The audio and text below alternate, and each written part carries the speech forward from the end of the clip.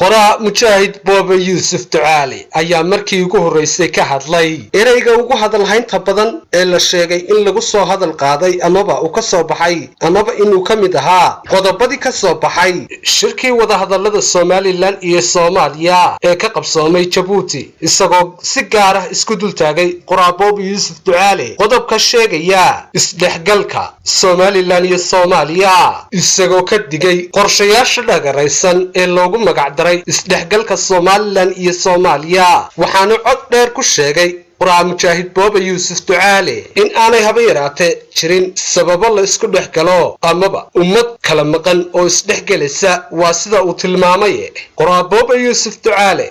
oo madaxweynaha somalilan iyo cid ay qusayso arrimahani fariin u diray ayaa yidhi dadka fajiciisay ku noqotay waa la isdhexgelayaa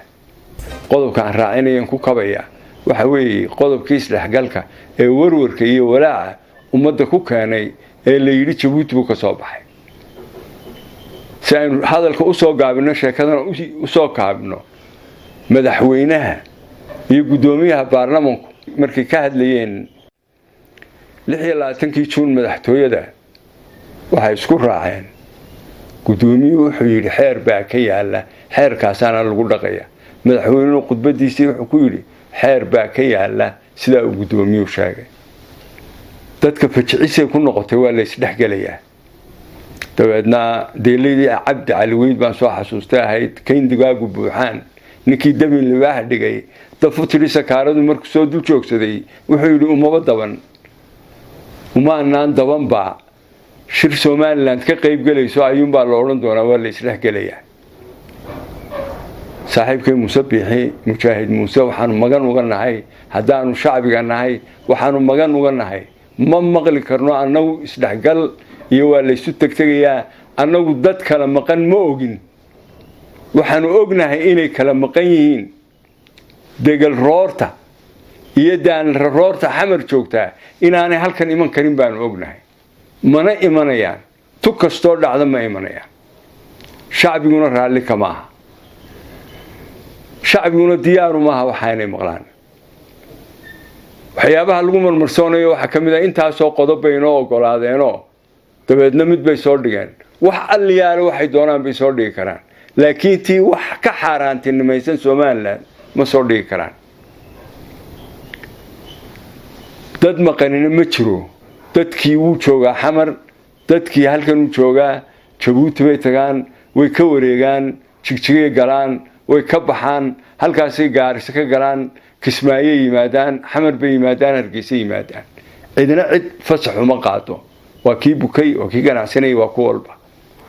dadkan la leeyahay fasaxa la siiyo waa dad ujeedo gaara laga leeyahay mana imanayaanoo waa habeenkii xalay ahaayee tagayo iraadatu shacbi iraadatullah wuxuu ilaahay raalli ka yahay waxaa jira ummadda shacbiga awoodda ugu sarraysa waa ta allah ilaaha taa jira talada leh oo ay tiiso noqotaa waa tima cadde rabbi qura sax weedhiisa sida uu ku yidhi buuxi waa hadraawi waxay intaa ka hooseeyaa waa iraadatu shacab diyaaru ma nihin ma maqli karno ma arki karno wax danoo dalkan iyo dadkan ugu jiraa ma jiraan nimanka halkaa ummadda haya ee dhaqaale iyo horumar iyo socod iyo wax walba ka hor taagan inay maanta nagu yidhaahdaan ma suurtoobayso ummadduna aad bay uga xumaatay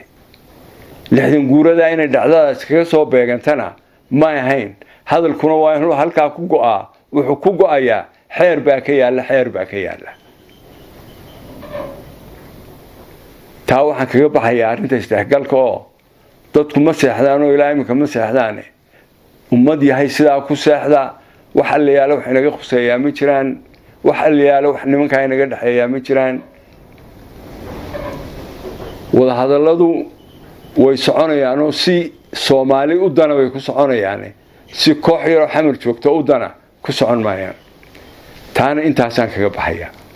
qoraa boobe yuusuf ducaale isagoo sidoo kale hadalkiisa sii wata waxa uu ka hadlay laba qodob oo uu tilmaamay in bulshada Somaliland ee soddon jirsatay la damacsan yahay in lagu mitixaabiyo amaba lagu hanjabiyo isla markaasina lagu niyad jabinayo qaraarkooda gooni isku taageed amaba wiiqaysa jiritaanka iyo qarannimada qarankani soddon jirsaday ee Somaliland isagoo shacabka Somaliland ugu baaqay in aanay haba yaraatee dhag jalaq u siinin hadallada dabinada qorshaysan ah ee kolba loo soo maleegayo amaba la damacsan yahay in lagu dibindaabiyeeyo ummadda qarankani oo habeen iyo maalin lagu foogan yahay amaba lagu hawlan yahay lana qorsheynayo in lagu wiiqo jiritaanka qarankani iyo ummadiisa iyo hadafkii ay higsanayeen shacabkani reer Somaliland taasi oo geed dheer iyo geed gaabanba loo fuulay sidii ummadani loo niyad jabin lahaa amaba lagu hanjabiyo hadafkii iyo himiladii ay ummadani lahaayeen. waxaan jeclay laba qodob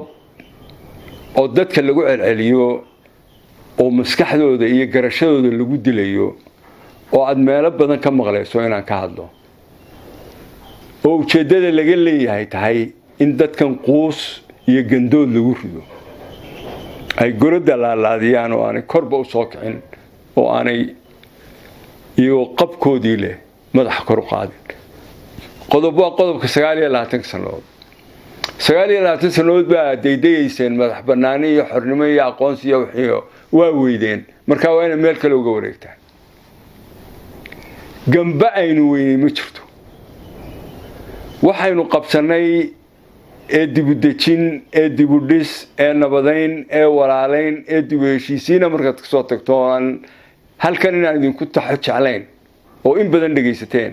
waxaynu qabsanay aynu dhisnay markaad ka soo tagto arrinta aqoonsiga ku noqoyo ictiraafka ee la ina leeyahay 29 sanadood baa daydaysana ka quusan mayno wax badan baa inoo qabsoomay waxyaabaha maqlaysa waxa kamid ah kuwaasina darbigii bay soo hirdiyeen oo Somaliland la'aanteed dawlad way dhisi waayeen Somaliland ictiraaf way keen weeday waa marka la inagu shukaaminayo inaynu halkan ka soo yar dhaqaaqno kuwana leeyahay kuna yar dhaqaaqo dabadna meel dhexe isugu taga waa marka xaqeena la duujiyo ee la ina dulminayo waa tacadaynaysa inaynu guuleysanay ee wixii aynu daloolisa ridaynay ay macna sameeyeen oo ay nuglaatay meeshii oo ay maanta ku dhownahay inaynu ku farxabadii ugu dambeysay oo aynu ka dhaxboodno ayaan leeyahay quusta 29 sanadood 29 sanadood cimriga ummadda wax aliyaala wax macno ku leedahay ma jirto mararka qaarkood waxa la sheegay in Ethiopian oo 114 jir ah oo coronavirus ka kacay balka maxay 29 sanadood ku yihiin 80 baa u dheeraadana waa qof dad baa doonaya inay Ingiriiskii soo arkay maamulkii 9 sanadood Musuqmaasuqa soo arkay Maxamed Siyaad Barre oo wixii ka dambeeyay soo taagnaa ayaa doonaya inay soo taagnaadaan Somaliland goorta la aqoonsanayo ilaahay baa goorta la aqoonsanayo dadaalka dadkana iyo dawladoodana way ku xidhan tahay marka ayaan quus leedku ridinay 29 sanadood cimrigii ummadda waxba kuma ahay inaguna riwaayado oo dhan soo wada joogmeynay intaynu mathilaynaa laakiin tii maanta marka doodaha dhageysato shalay BBC da doodii ka baxaysay Somaliland meel bay soo gaadhay warqadii aqoonsiga ma helin laakiin tii way ku jirtaa systemka adduunyada oo dhan bay ku jirtaa calankeeda ku jira doodeeda ku jirta inta u garaabaysa ciida ka badan marka ayaan la idinku dagin oo la idinku oranin quusta 29 sanadood baa xalaayeen waxba maynaan waayin in yar baynu ula saarnaa waxaynu socdaal sameeynaynu galaabaxaynay waxbay sameeyeen waxaynu gudaha ka sameeynay waxbay sameeyeen ictiraafka maqani meel kale kuma maqna inagu inagu maqan yahay doorashooyinkeenu ka gaabinay intaas soo hawloodo aynu lahayn baynu ka gaabinay oo adduunyadu inagu aqoonsan lahayd ha u qaadanina in la qaadan waayay ma golayaal badan oo adduunka baa la inooga garaabayaa ha ku quusanina markaas waa yeelina mid kalena ha yeelina mid oranaya wada hadalladan iyo waxan iyo waxa wata Mareykan iyo dawlado waaweyn iyo waxa dabeedna quusku ridaya qofku markuu qalbigiisa adkaysto ee uu la xaamato ee uu xajisto ee uu qalabku u baahan yahay haysto kuna qanacsan yahay inuu dagaalka ku guuleysto ayuu galaa waxaan soo marnay waa ogeydeen cid aliyaale cid ina loodisayna may jirin wixii dab ahaana watiinu ka soo dhex boodnay maantana cid intee luqunta ina qabato meel ina geyn kartaa ma jirto qofku markuu dagaalka gelayo quus ma aha qofku markuu dagaalka gelayo ma shakisana qofku markuu dagaalka gelayo ma cabsado qofku markuu dagaalka gelayo guusha ma labalabeeyo awoodii ugu sarreysay oo haysanaa shacbigii wax loogiye ka soo gudbay dagaal loogiye 10 sano soo jiray dalkaas oo burbursan dambaska ka qaaday cirka geeyo wada fooqa ee qaybihii nolosha dhistay ummadaas aynu nahay ummad qoor la qabto manihin cid aliyaalay cidina qaban kartaana ma jirto hal awoodun baa inaga sarreysa waa ilaahay taaloodin karmeeno ilaahayna mar walba cidii dulman waa u hiil horena hiil buu inoogu ahaa maantana wuu inoogu yahay siyaaseen ku dagaal galeynaa shalay hadaynu qori ku dagaalameynay siyaasad iyo aqoon iyo aqli iyo horumar baynu ku dagaalameynaa cid aliyaala cid qoortayna qaban kartaana ma jirto qodobkaana ha yeelina oo marna ha u nuglaanina oo dabeedna intay wash idinka tiraado dhulka ha ku dhicina mar walba kor u taagnaada mar walba kuwii guuleystaatiin waana guuleysanaysaan qadeeda ku jirtaan baa xaqa waxa doonaysaan baa xaqa cidna ma duusiyeysaan ilaahayna wuu idinla jiraa saasaa ku guuleysanaysaan ha isu dhiibina kuwa idinku leh quwad idinka xoog weyn ayaa waxa sameynaysa cid idinka xoog weyn ma jirto ilaahay baa idinka xoog weyn gabagabadii qoraabooba yuusuf ducaale waxa kale oo uu ka hadlay ereyga uu ku sifeeyay midnimo maran ee ay la soo taagan tahay dawladda Soomaaliya ee magaalada Muqdisho hadalka waxaan kaga baxayaa ereygan midnimo ee maran ee dawladda federaalka la soo taagan tahay war hadaa doonaysaan inaad midnimo ka hadashaan soo dhiga midnimada anagu erey afka laga yiraahdo dibnaa saaran yeelimayno qalniyo warqad malaa wax lagu qoray computer baa lagu qoray bal ku qoro midnimadana doonaysaan waa maxay tii 60kii kaga duwan tahay tii burburtay maxay kaga duwan tahay bal qeexa ujeedada ka leedin waa maxay yaa u doonaysaan waxa ahayn anagu yeelimayno una soo fadhiisan mayno qof isagiiba garan la waxaan uu doonayo dabeedna ay midnimo kaga dhigan tahay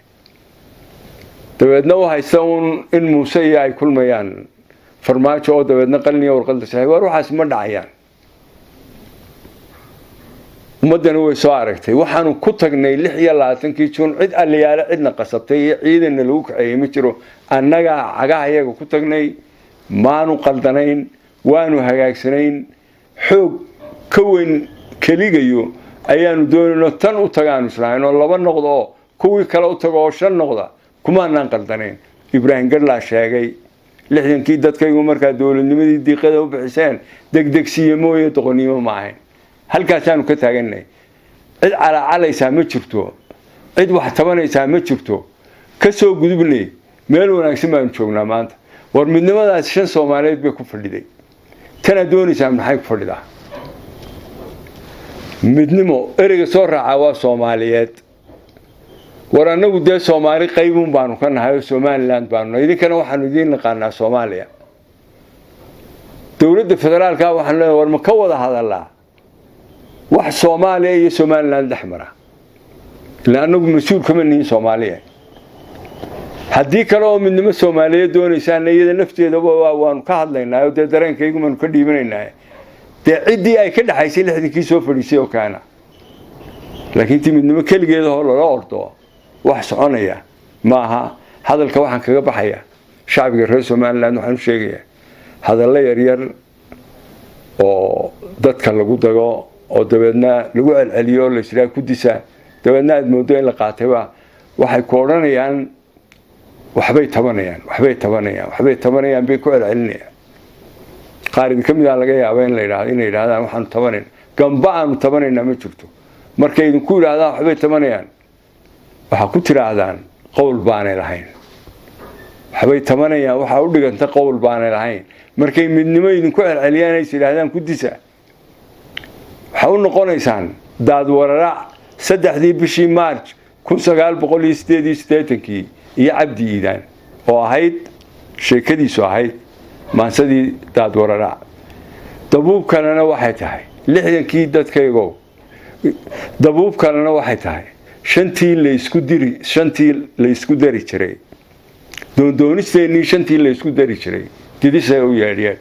hadday midnimo idinla soo qaadaan oo idinku dhahdaan midnimo waxaa ku tidhaahdaan didisaye u yeedhiyeen haddii kale enerjigiinaba iska haysto waxba didisaynaha ku odhan waxaa ku tidhahdaan u yeedhiyeen ilaa qiyaamaha u yeedhyeedhaan wasalaamu calaykum waraxmatullaahi wabarakaatu waa maxamed xasan sheekh maxamed jubba